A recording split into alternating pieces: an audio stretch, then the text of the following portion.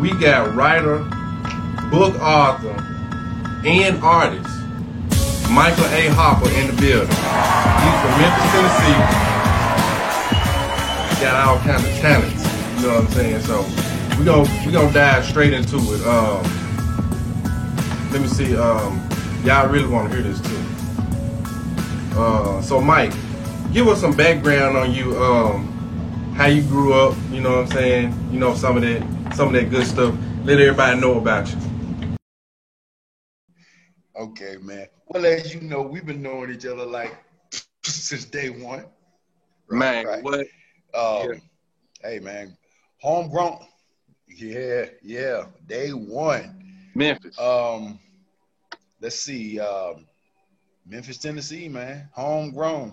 Yeah. Homegrown. Straight up. Like that shirt you got on. Yeah, boy. Yeah. Yep. Man. Yeah. You know what I mean? Yeah. Pretty much, man. Grew up, man, right over there by, Westwood, Chickasaw Village, all over there. Grew up like loving animals and loving to draw, got into pretty much ended up going to the military, Military, yeah. I got out of school, didn't want to get in no trouble, Yeah, I feel yeah. Man, we grew up so I decided, huh? I said we grew up in trouble, man. The neighborhood. we did, man. We couldn't help it, man. It's what it was, Grew up, man. Just had an outstanding mom. You know what I'm saying? Yeah. That's amen. That's a one. That's a one in a kind type of lady right there, man. Yeah, she was. Yeah. Yeah, man. First of all, I had to give credit to God, for real, for creating me and allowing me to be here. You know what I mean? Yeah. And giving me these talents that He's bestowed upon me. And obviously I had to give it to Mom, because if it wasn't for her, it wouldn't be no you. She fine-tuned them. It wouldn't be no me, man. She fine-tuned them things, man. So I grew up under the roof of art, pretty much. Yeah. Music. And you know what? And we want to talk more about that too. We want to talk more about that, like your gifts. You know what I'm saying? So okay. You better let everybody know. You know what I'm saying? Right. Okay. How you do? Okay. So what are some of your gifts? Well, pretty much, we were singing, writing music. I remember my brothers. Everybody used to have your brothers out. They used to have all that rap concert and the rapper contest, and my mom used to throw the shows and stuff like that. The talent shows, man. It wasn't no shame in the game, man. The talent was there. It was just I guess you could just say it was one of those things that was just hidden, like finding the diamond in the rough. You know what I'm saying? But we were doing things like before Spielberg was doing Spielberg. We were already doing stuff like that, Man, ain't it though? Yeah. Playing with the little G.I. Joes and trying to make it into a movie and all this kind of stuff, man. So the talent was always there, Okay. But I think look, what about let's get to the one that we want to let everybody know about that led to everything else. Let's talk about that main gift. What's that main gift? That drawing. The drawing, that illustration, that drawing, man, that art. The real artist drawing out the frame.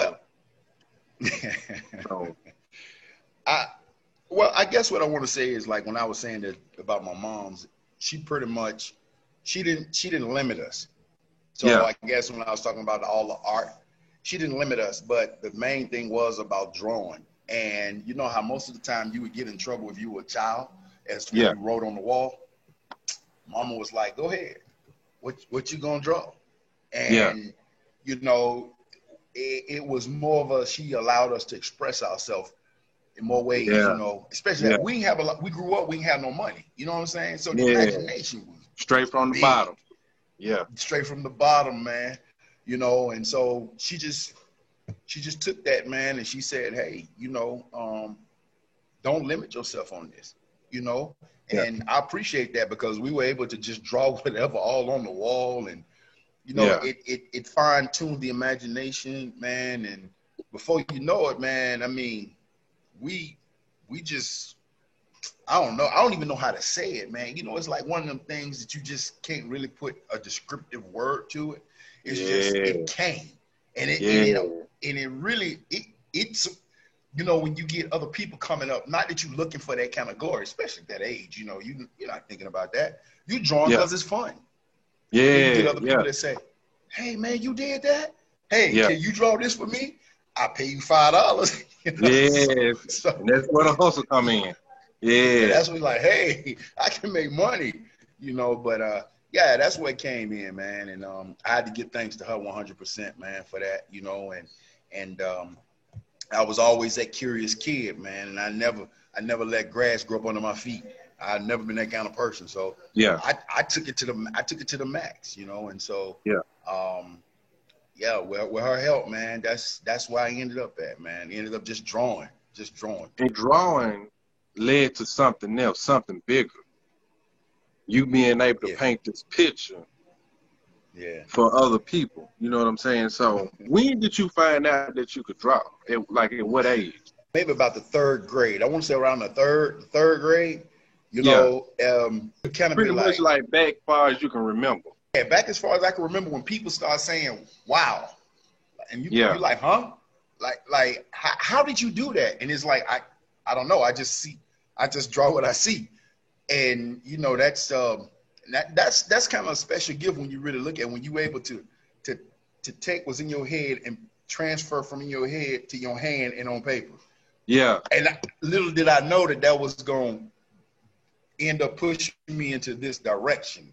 You know what I mean? So when people start asking me that and drawing this, and hey, can you draw this on my jeans? You know, remember when that was popular, when you used to draw the cartoon characters on your jeans? And hey, man, we couldn't afford much of anything. So the people that couldn't afford it, they say, hey, can you draw this? It'd be the same thing.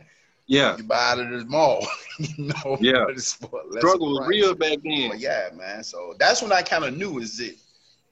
Yeah. The struggle was for real. You know what I'm saying? It was for real. So that's how we, you know, we kind of did our bread and butter. But between me and my brothers, you know, it was just that thing, man. So you know, we just had to be creative, and that's the thing that she allowed us to do.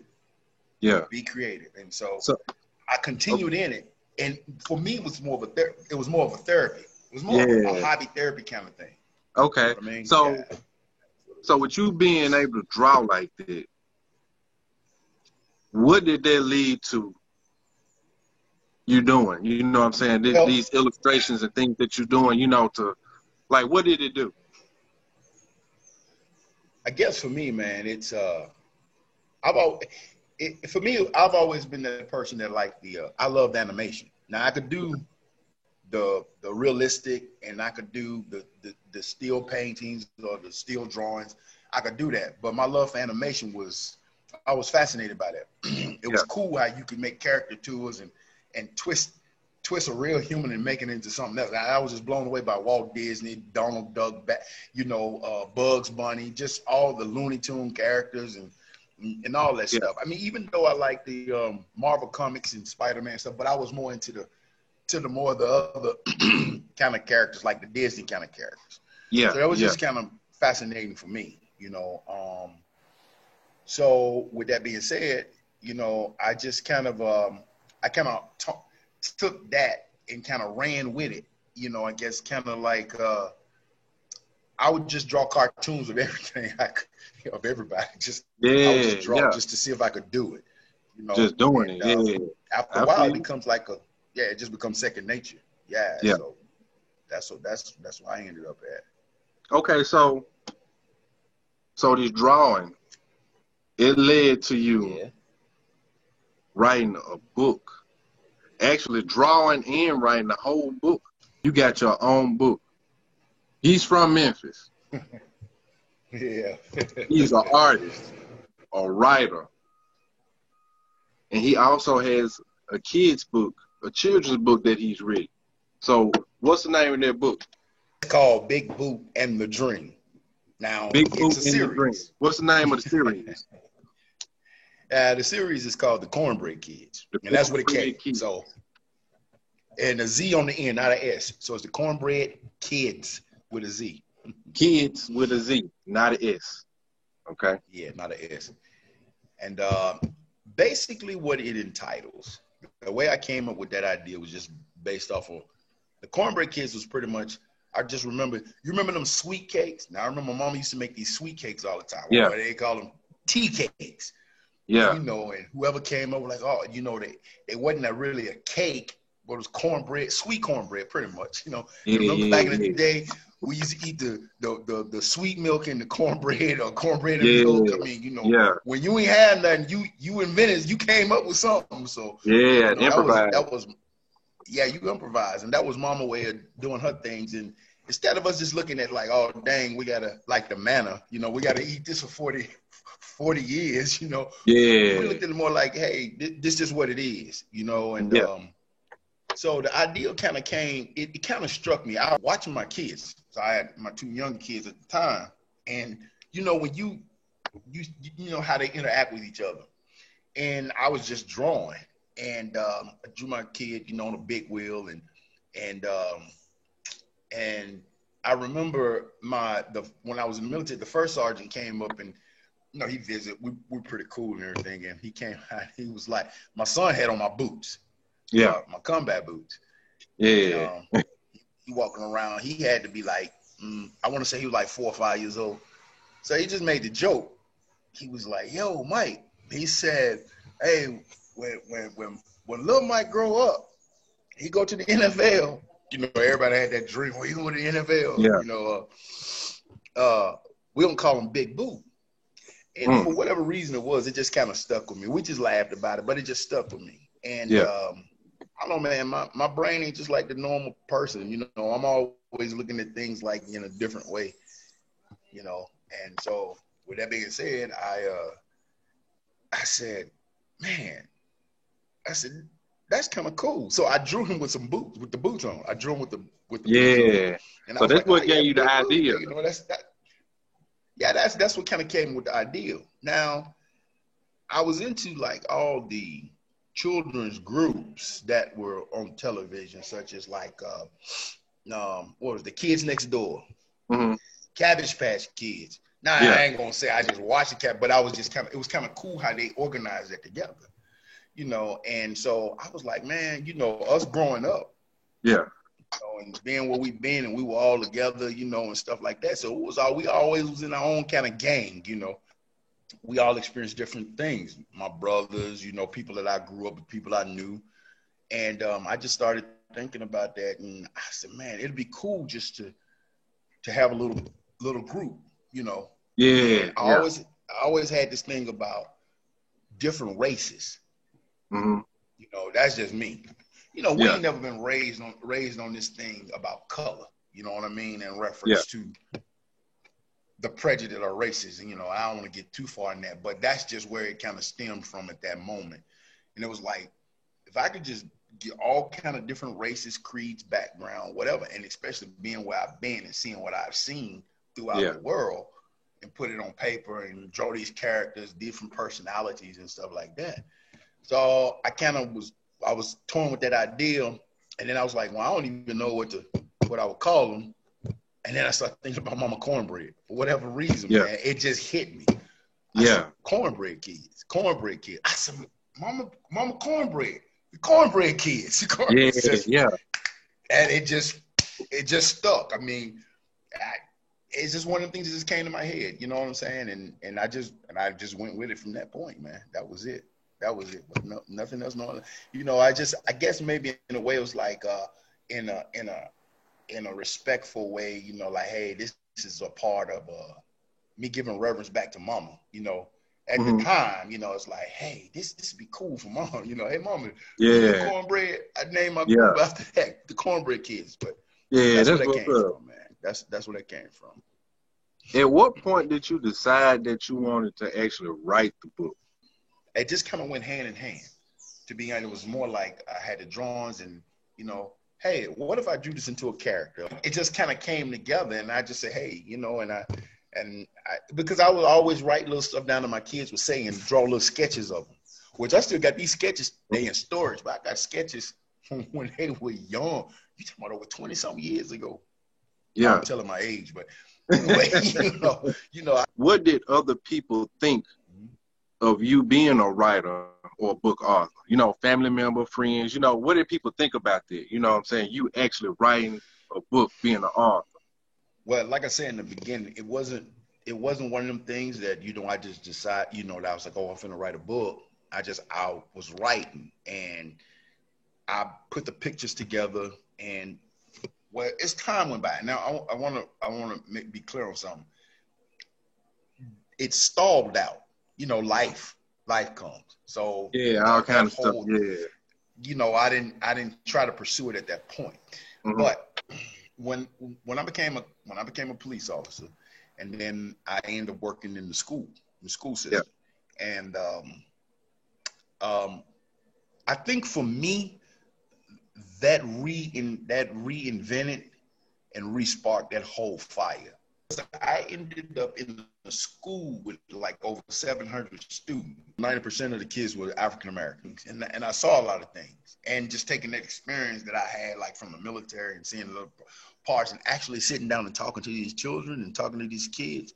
And I guess you could kind of say just taking them under my wing, even though you had some that would buck the system, but once again, it was just that tough love. And and for them to see that, hey, it ain't just about it was them like, hey, I got somebody that look like me, you know, and they would literally come and ask me questions, and so I would answer them, you know what I'm saying? And from that, I just grew a relationship. How we grew up, man, there wasn't always a father, you know what I'm saying? There wasn't always a mother. You wouldn't have your grandmama. And so when you see somebody like that being a cop, and instead of like treating you like you trash, but trying to encourage you, it grew from that. And I started putting on these little safety programs. And then from that part, I just started drawing little characters, and I would take them into the class, and I would explain what this is, you know, so the kids could understand it a lot better than what it was, you know, instead of it being a long, drawn out, boring, whatever. I took it to that level of an animation, kind of what we understood. I got a question. And I think like a lot of people want to know this too. Like, you know, who was your biggest supporters? The ones pushing you, say, you know, come on, go do it. You know, your biggest supporters. Well, man. Well, you know, to be perfectly honest, man, I had back in the day when I first said, man, this would be a cool book. I actually let a teacher read it. Miss Fowler. And I never forget it. She read it and she was like, hey, I want to see this on the shelf. I think that was the initial first, because I hadn't really showed it to anybody, to be perfect. I hadn't really just shared that part. Yeah. But you want to really put it out pretty there. Cool. And you know, and she was just like, Mike, you can write. You know, she said, you drew this too. You know, I was like, yes, ma'am. She was like, I want to see this in the library. And I was like, okay, you know, and she was like, that's cool, you know, yeah. How did that make you feel? You black, you drawing black characters. It kind of shook me for a little bit. I was like, for real? You know, kind of like, what? That hadn't just hit. Yeah, I was like, and you know, really, you say, you think it's that good? Now, you know, I'm not trying to say, you know, I try to remain, I don't try to get the big head on stuff because it's what it is. And to me, it was just more of a hobby. But when you hear somebody else, it's almost like when you first know how to draw or you first learn that. and people saying, hey, draw me this. I didn't know you could do this. Yeah. It's sort of like, dang, you really think it's this good? Good enough to be in the library? Yeah. And so from that point, I just kind of, she was my biggest start, my starter. Obviously, my mom, when I really started getting into it and really start, you know, saying, okay, and focusing on it. And obviously my mom, you know, she was like, hey, do it. You know, you got this, you know, do it. So with my mom, so that I would say, obviously on my family side, that was my biggest supporter in the beginning. But my wife, man, I can't say enough in reference to the support that this girl gave me was unfreaking phenomenal. I mean, she would say, you know, because we were talking, she said, you have a good speaking voice. You know, but you know how we grew up, but I'm just passionate about what I feel. And so she was like, I seen your drawings, and she said, Mike, you need to do this. You know, you need to do this. And you know, I said, all right, you know, I started getting back into it, and there were nights, man, I'd be like, oh my God, you know, just is driving me insane. Because now it went from, I think I kind of got into that mode, like, oh, it's a job. And I started kind of panicking instead of just relaxing. Because when I found out when I was more at that hobby stage, you know, just, okay, it wasn't so much pressure. And I took it on like, okay, this is my job. Okay, you know, and what she told me was, she was like, look, you thinking too hard. You're thinking too hard about it, you know? Yeah. And she would always be there, man. She would always, you know, just be that light, you know. I would come out of the office and I'd be just sitting there, and she'd be like, come in, and, you know, she'd rub my shoulders, which was cool. You know, she's like, what's wrong? And I'm like, man, I don't know. She said, Mike, you're overthinking. She said, what is it you tell me? You know, and so believe it, it's kind of crazy because the words that I've used with her and other stuff, she will resonate it back to me. And I'll be like, oh, dang, you know, I ain't look at it like that. You know, she said, yeah. And then I would get back on the ground. So I would say, you was able to see it like in a different light. Yes. Yeah. Yeah. She said, you pushing to you stressing yourself over something that you shouldn't stress over, because you got it. You got it. You don't need to stressing over something that you already got, you know? So I was like, well, you know, I wanted to be this. She said, no, be you. Don't try to be something else. Be you. Yeah. And I kind of just went with it from there. I said, dang, just be me, you know? You're not Disney. You know, it's like, well, you're not, you might like Walt Disney, but you're not Walt Disney. Be you. Just be you. And you'll be surprised how far you can go, you know. And so that's pretty much what I did, man. You know, I took that advice. So as far as like my spouse is concerned, oh yeah, that chick 100. Okay. That's what's up, man. You know, yeah. Let me ask you this. Was it hard to write the book? Like, did you run into like any issues? I know you touched on it. You know what I'm saying? You touched on some of this earlier, but like, what kind of issues did you run into, like, writing the book? Well, like I said earlier, you know, one part of it was like getting that thought process in your head in reference, like the industry. You know what I mean? Yeah. I got to do it like this, and that started being a problem. And obviously, you know, my wife was telling me, hey, you need to calm down. Just be you. You know what I'm saying? Yeah. Just be you. And she was like, when you train a dog, what are you doing? When you doing this, you just being you. So I think pretty much for me, I was coming into those. First, that was one of them. And then you get to catch that writer's block where you trying to, Jesus, man, you know, and how that go. Yeah. Yeah. You trying to put a beat together, and you be like, I see it. I just got it. Just stuck at one point. I can't transfer. So there's an old thing that I remember, you know, besides, you know, I ain't gonna say like Tai Chi or the relaxation. Yeah. it's like when we would practice at the firing range. Yeah. So when you shoot so many volleys, you shooting so many times, all of a sudden that target, man, everything start looking at like one, you know. Yeah. And so what we were told was look away from it, then look back at it. Give your time to readjust. Yeah. I use that same, and then you can see your target a lot better. So I look at that same scenario. I use that same principle. You know, when I get to a point, or I feel like I'm getting to a point where I'm finna have that block, you know, I just would kind of back away from it, you know, away from it for a minute, you know, and give myself some time. And believe it or not, man, sometimes when you just stop thinking about it, all of a sudden the idea will just pop. Or, you know, man, let me run to the refrigerator right quick.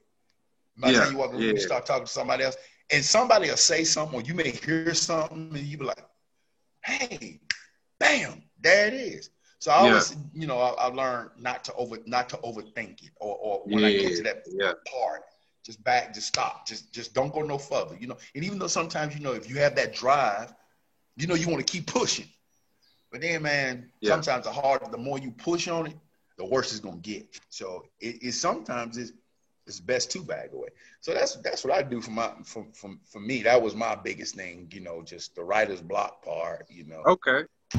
I think a lot of people want to know this, so I'm gonna ask you. You know what I'm saying? If I wanted to be an author, you know, if I had some kind of skills, you know, drawing or writing, or I wanted to write a book, and I wanted to be a book author, what advice would you give me? Hey, I would say follow your dream, man. I said follow your passion. And I ain't gonna say it's gonna be easy, because if it was easy, everybody would do it. Yeah. But don't ever give up. You know what I mean? Never give up. Don't ever give up. You know what I mean? For some people it may come like for me, you know, we had that push, you know, from our moms and stuff like that. But for some other people, man, you know, they may get discouraged, because once again, it's just not an easy it's just not an easy, you know, for you to be able to write in such a way that is almost as if you're looking at television. Yeah. That takes a special kind of skill, you know? Yeah. And some people will get discouraged, but you have to, in order to, with anything that you really love and you really want to do, you have to practice. Yeah. You know, it's just like you have to practice. Sometimes you don't come out the gate with that talent. You don't come out with it like that. You have to literally just continue to practice and not give up. And you know, your dream may get deferred, but that's okay. You know, you go back to it again. You know, I would just say, you know, maintain that integrity on what you want. How bad do you want it? If you want it more than you want to breathe, yeah, you want it then. You know what I mean? Yeah. So yeah. That's what I would say. I would say just keep pushing, man. Keep pushing. Okay, so let me ask you this this last question. What makes your children's book different than any other book that's out there? You know, so I think for me, it's just the passion and love behind it, man. And I think also it's that, to me, my book, even though it's in the animation field, I am going off of color. Let me explain. Yeah. You look at a lot of different animations and different children's books and stuff. They always have a purple something, a yellow something. Yeah. And, you know, whatever, right? The truth of the matter is, that ain't the kind of world we're growing up in. That's not the kind of world these kids grew up in. It's the real color. They're Chinese. They're Mexicans.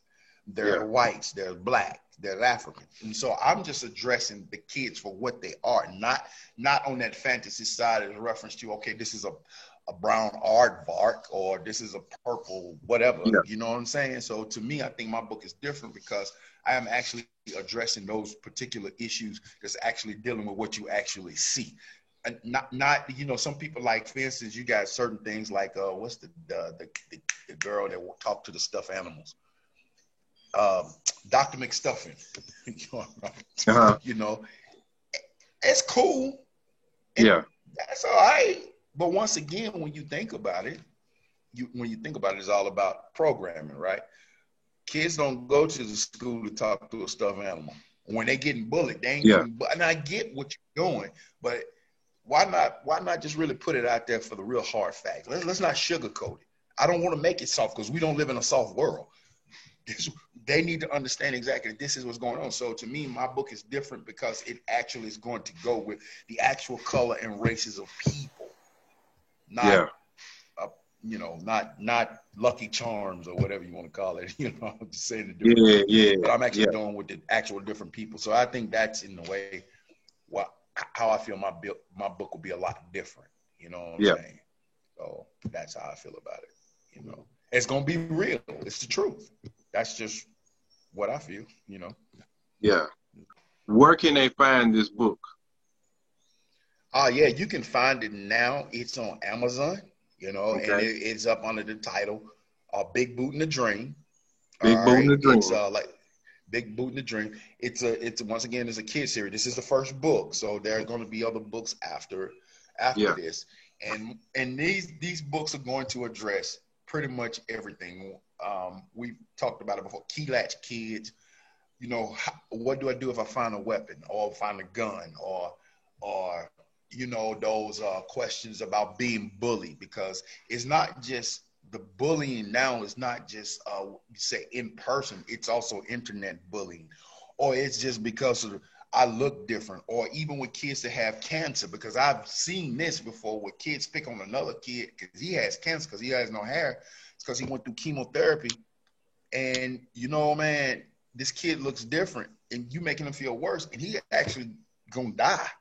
And the kids either they're misinformed and the parents are not really giving them in the right direction, or there's a teacher that I cannot think of her name off the top of my head, but she has this rare disease where she's very disfigured, but her spirit, man, you can't beat her spirit, man. It is unfreaking real. And that the parents, when they introduce she's she's deformed. The kids, oh my God, they saying crazy stuff. And so she wrote a book in reference to that. Like, just because I'm different, man, we still human. We still bleed and breathe the same at the end of the day. And people have gotten so past that. Yeah. And once again, it starts at home. So that's pretty much it for me, man. I just want to cover like everything, including everything from divorces, because it happens, and people scared to touch it, and they don't want to say it, and you need to be real about it, because a lot of times, especially us as dads, we get a bad rap. We get a bad rap, and it ain't always that. You know what I'm saying?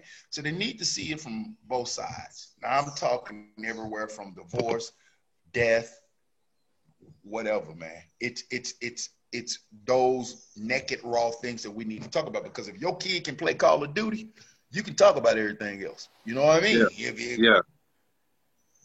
But let's keep it real, and that's just how I feel about it, so.